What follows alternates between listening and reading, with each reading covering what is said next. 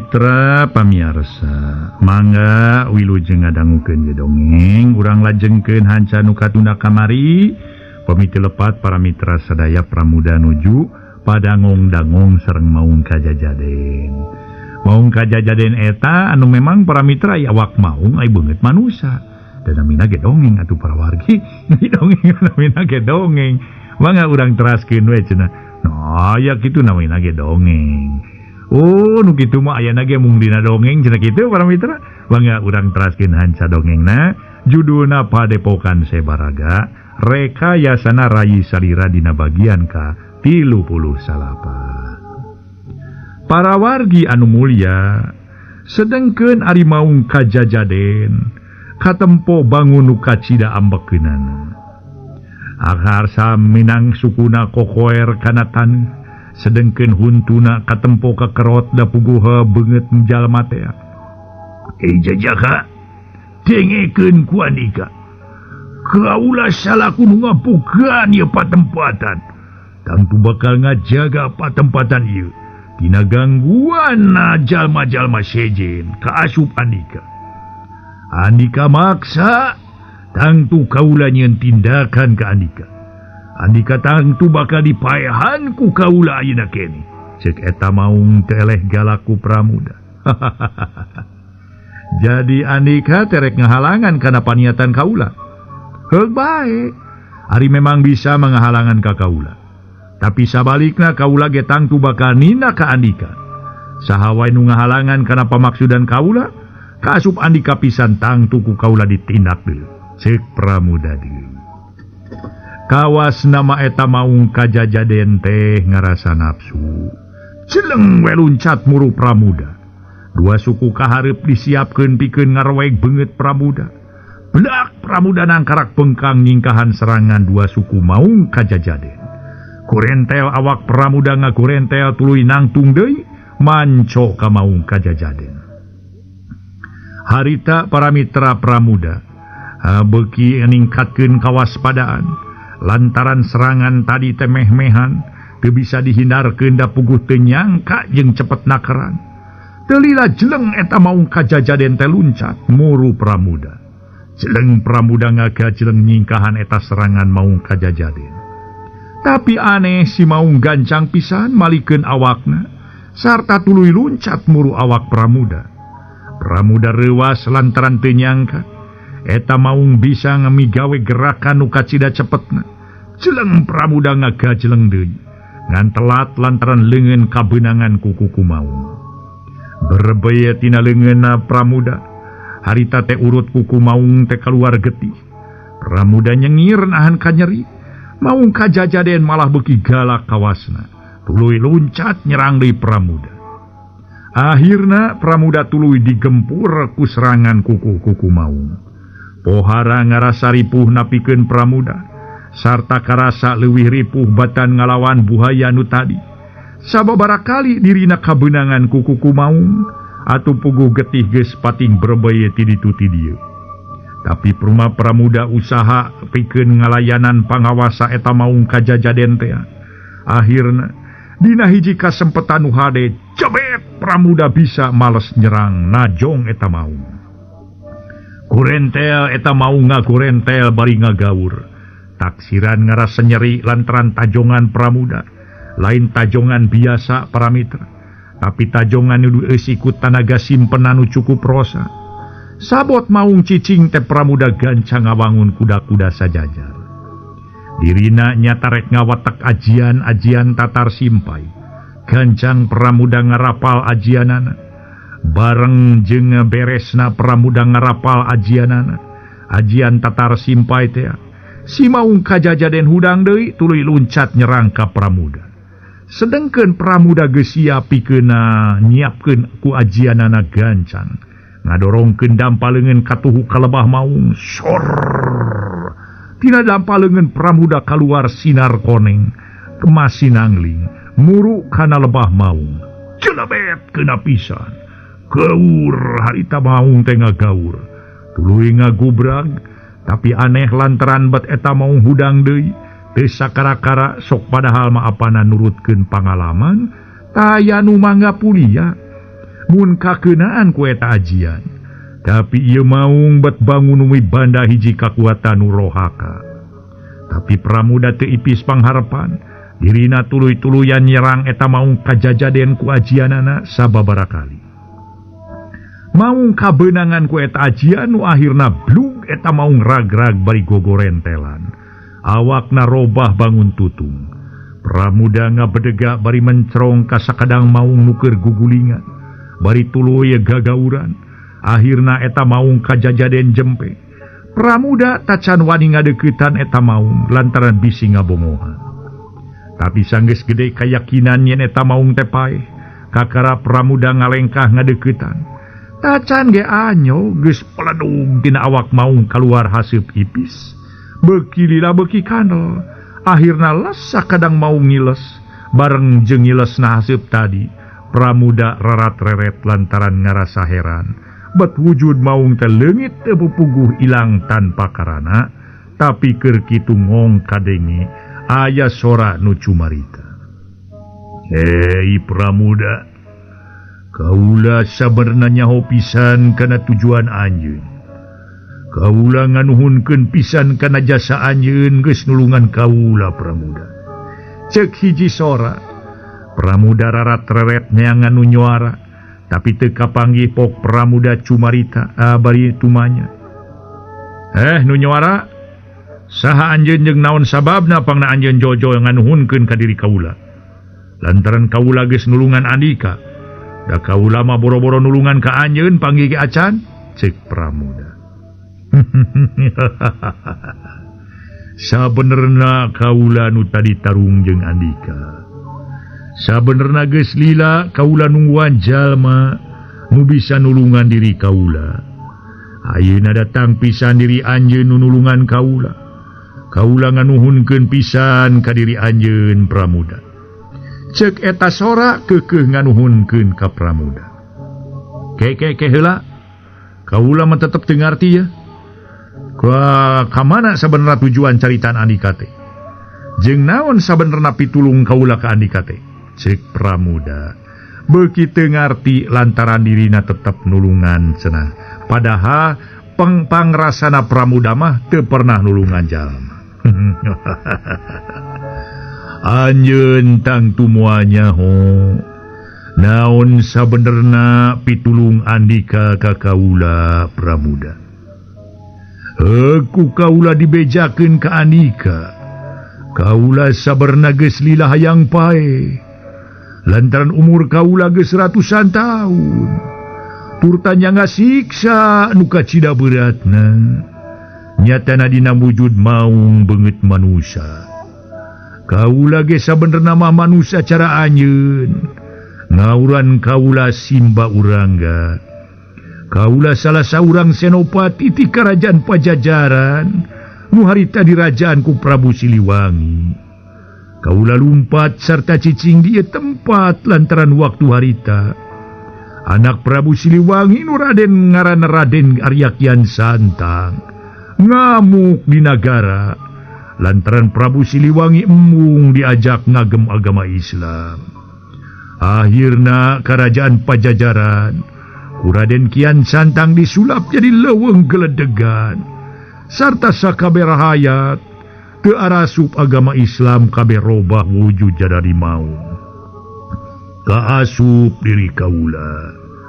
Kaula kata langsara dina wujud kaula. Akhirna kaula anyong ka ieu patempatan. Kaula ditarima ku saurang jalma nu keur tatapa di ieu patempatan. Nungaran Ki Mintaraga. Nyaeta ngan hanya kal Ki Mintaraga leuwih ti heula ninggalkeun alam dunya. Ngan kaula meunang carita ti anjeunna samemeh maut. Yen 10 taun kahareup bakal aya saurang jajaka nu bisa nulungan kaula tina siksa. Sarta kaula kudu masrahkeun titinggal Ki Mintaraga ka jajaka nu geus nulungan kaula. Tah kitu Pramuda sabenerna mah. Jadi kaula teh banget nganuhunkeun kana jasa Andika nu geus nulungan diri kaula tina siksa. Pikeun tanda hormat ka Andika ditinggal Kimintaraga mangrupa hiji pakarang nyatana kai kaboa ku kaula dipasrahkeun ka diri Andika. Dah di dieu tempat kaula nu disebut Patapan Sebaraga. Ayeuna kaula rek nyebakeun raga kaula ka ieu tempat. Jung geura cokot ku Andika tuh ngempur caang katingalina. Ceuk eta sora para mitra ngaso heula.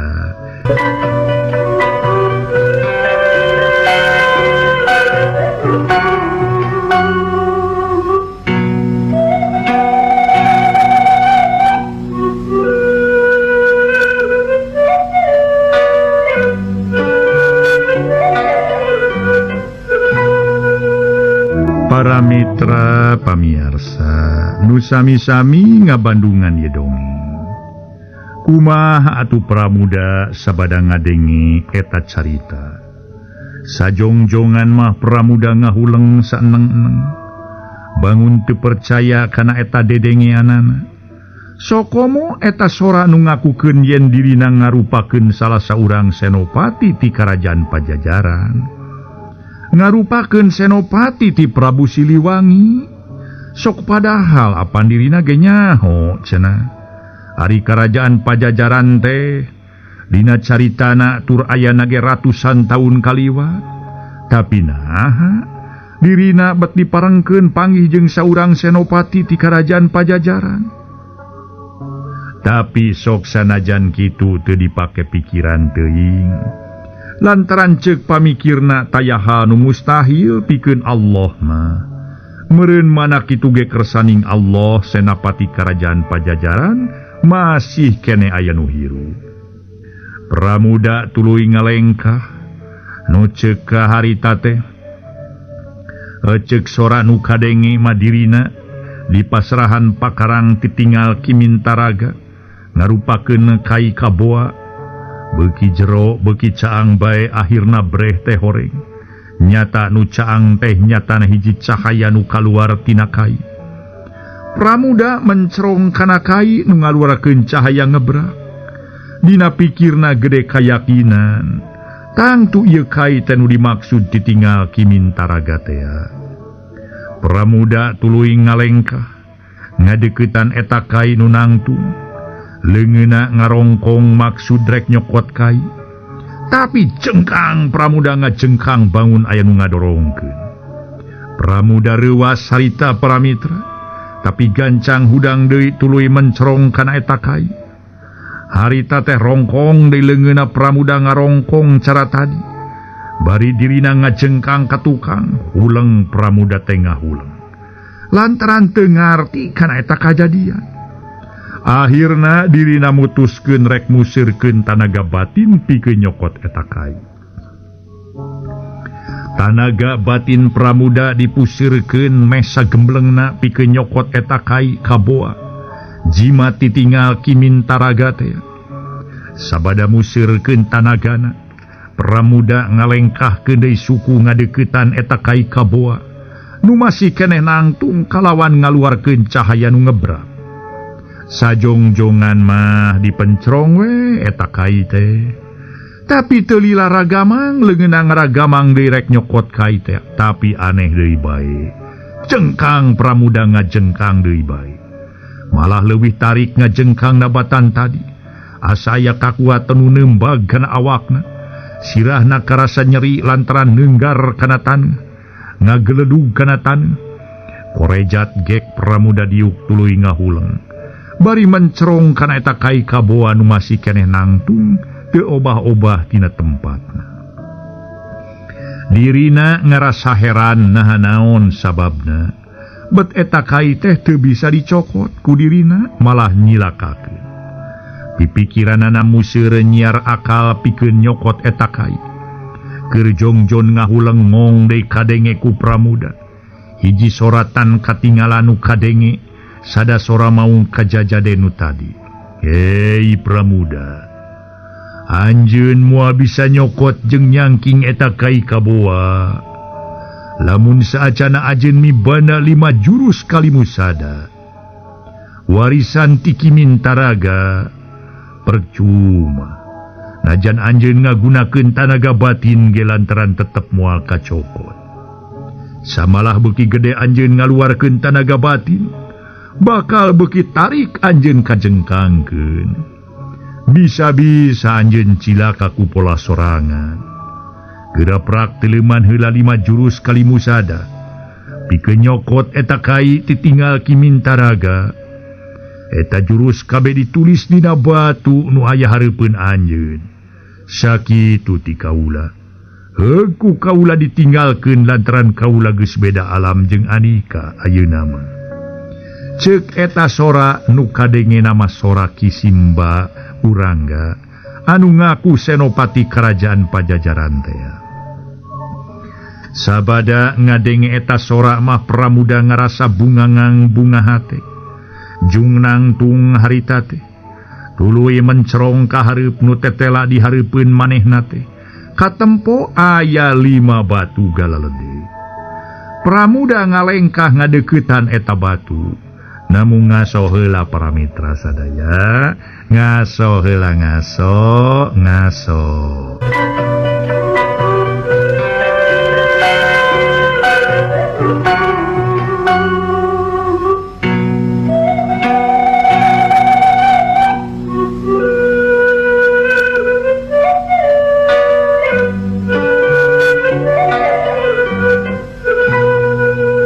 Mitra pamiarsa sakumaha anu kauninga para wargi. Harita sabada ngadenge eta sora mah Pramuda ngarasa bungangang bunga hate. Jungnang tung tuluy mencerong ka hareup nu tetela di hareupeun manehna teh katempo aya 5 batu galalede. Pramuda ngalengkah ngadeuketan eta batu. Sanggeus tepi tuluy dialak ilik eta batu teh nu geus pinuh ku kebuel teh. Panasaran ku Pramuda batu dibersihan ku dampaleungeuna. Breh teh dina batu nyata aya aksara. Tulisan nu ditulis ku aksara Sunda nu tetela dibaca ngarupakeun jurus-jurus silat. Batu nu kadua dibersihan tetela sarua ditulis jurus-jurus silat. Nepi kalimana eta batu kabeh ditulisan ku jurus-jurus silat. Nu tangtuna ieu jurus-jurus teh nyatana jurus kalimusada. Sakumaha panuduhan sora teh. Red Pramuda harita kaluhureun 5 batu teh. Kalebah cenah para mitra sadaya nyaeta ka pelebah guha. Katempo aya batu pasagi tur gede nu nempel dina eta guha. Panasaran ku Pramuda teh dibersihan deui. Breh katempo aya tulisan Sunda nu barang dibaca ku Pramuda eusina kieu. Ngaran kaula Mintaraga nu kungsi tatapa di ieu guha. Sing saha jalma nu datang ka ieu tempat kalawan bisa ngelehkeun Kisimba Urangga. Ngandung harti ahli waris kaula. Sarta boga hak pikeun mibanda jurus-jurus kalimusada. Sarta pakarang kula nyatana Ki Binarung sakitu ti kaula. Kitu eusina tulisan. Pramuda tuluy harita teh maca sakabeh tulisan. Tulisan-tulisan nu aya dina 5 batu nu dieusi ku 5 jurus. Nu sabada di harita teh teleban. Sabada di ilo mageuning nyata eta eusi-eusina jurus-jurus. Nu ngandung ilmu silat anu 5 waktu. Jeung deui ngandung salat hapunten. Ngandung silat ilmu silat anu 5 jeung ngandung salat nganu 5 waktu. Pangajaran salat nu 5 waktu. Atuh hatena muji oge kana ngaran Mintaraga teh. Nu nyata bisa nyiptakeun jurus-jurus tina pelajaran salat. Ti mimiti salat subuh nepi ka salat isya. Pramuda yakin yen Ki Mintaraga ngarupakeun saurang nu luhung ku ilmu panemu tur ngagem agama Islam lantaran nyata ku tina ngaran jurusna ge nyatana kalimusada nu perhartieunana nyatana kalimah sahada. Anu satuluyna Pramuda tetep tumetep di eta guha pikeun uluman ilmu warisan Ki Mintaraga nyata 5 jurus kalimusada. Para mitra anu mulia nu sami-sami ngadangukeun ieu dongeng. Urang tunda heula kaayaan Pramuda nu keur nuleuman 5 jurus Kalimusada. Warisan Kimintaraga nu tangtuna engke bakal kasampeur deui. Ayeuna urang nyelang heula ka carita sejen nyatana kaayaan bandara nu geus jadi saurang jago lantaran geus mibanda sakabeh jurus-jurus wangun pupuh. Anu mana eta jurus kacida pisan ahengna. Jurus wangun pupuh teh kaasup memang para mitra sadaya tilu ajian ampuh kacida ampuhna. Katut geus mibanda keris empu barada. Nyata keris akina sorangan kimur dasungka nu sababaraha waktu aya dina cangkingan eyang mingkara nu geus hasil dipateni ku dirina sarta direbut deui keris empu baradana. Dina waktu ngan sakedeung geus nyebar ngeunaan ayana jawara ngora ngaran bandara nu dina elmu kasaktena taya nu mapakan. Da puguh geus sababaraha urang jawara jadi pacundang di kudirina. Ngan hanjaka da puguh bandara sasat anak jalma jahat nu dididik tina kajahatan. Atuh teng manuk teng anak meraku kuncungan uyah matara tees kaluhur. Elmu lain dipake tutulung kanu butuh, lain dipake tatalang kanu susah, lain dipake tulung tinulungan kasasama, tapi sabalikna malah dipake teu bener, turta dipake nganiaya jalma lemah, nu ngandung harti teu bina jeung lampahna kira ngaji. Bapana nyebarna eta beja anjau kahiji, jawara asal Banten anu ngaran Ki Gomar. Ai Ki Gomar puguh lantaran Ki Gomar saurang jawara ngora nu mung eleh dina pangarti jeung kasaktenan kunulian turta hayang ngasaan ngaja hayang ngarasa hayang ngarajaan sakabeh para jawara nu aya di Tatar Sunda jeung Pulo Jawa khususna. Ngarasa panas hate ku ngadenge eta beja da puguh sanyana nama dirina ge saurang jawara nu geus loba anu ragrag geus hartina mah geus ngaragrageun jawara-jawara sakti.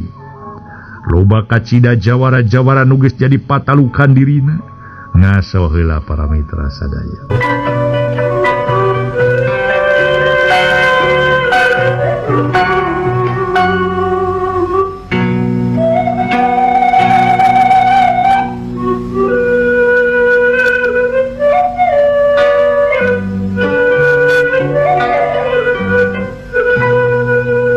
Para wargi kaum dangu pikeun jawara ti Tatar Kulon nu katelah Ki Gomar memang ngarasa panas hate ku ngadenge eta beja teh. Da puguh sanyana dirina saurang jawara geus loba macundangkeun jawara sakti, loba kacida jawara-jawara nu jadi patalukanana. Teu ngarasa aneh lamun Ki Gomar hayang nyoba turta hayang ngabuktikeun beja turta hayang nyoba pisan adu wawasen jeung bandara nu cenah jawara pilih tanding asal Tatar Gunung Ciremay. Salaku jawara asal Banten dirina embung kaluhungan elmu ku urang Tatar Gunung Ciremay. Ki Gomar kencling init ninggalkeun daerah pikeun muru daerah Kuningan sarta hayang ngajajal emu kasakten anu ngaran bandara teh nu cenama Sakti Mandraguna. Jah, ku ngaing dicoba sia kasaktenana. Ngaing teu idin, saupamaya jalma sejen mapakan kana kasakten ngaing. Taya jawara nu pangsaktina di Tatar Pulo Jawa, lintang ti ngaing ti Tatar Kulon. Hayu bandara urang adu kasakten jeung ngaing deui. Ceuk gerentesna para mitra. Tuduhan Ki Gomar saurang jawara sakti nu tangtuna moal meakeun waktu lila pikeun muru Tatar Kuningan da puguh ngagunakeun elmu kasaktianana dina halumampa. Bisa lumpat tarik para mitra sadaya malah ceuk beja bisa hiber sagala rupa atuh cenah manehna. Akhirna Ki Gomar anyoga sarta keur lumampah di hiji pileweungan. Kerejongjon lumampah teh Ki Gombar beta diparangkeun.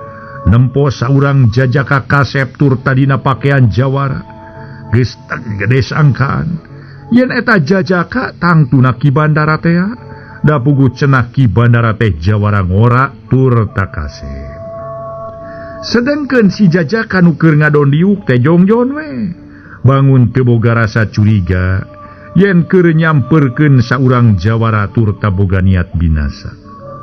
Anggur ngahuleng eta jawara, keur kitu teh para mitra ujug-ujug teh gigireunana aya nu nyentak nyatana Ki Gombar teh. Waktos nasib. Rupina dugi ka dieu bae heula para mitra carios nyambung anu judulna nyaeta Padepokan Sebaraga. Ieu dongeng rekayasana Rayi Salira dina bagian ka 38. Ulah kirang-kirang nya ngahapunten dina kakirangan sareng kalepatanana. Sapunyere pegat simpai paturai patepang deui. Wilujeng kantun bae kasadayana mangga permios.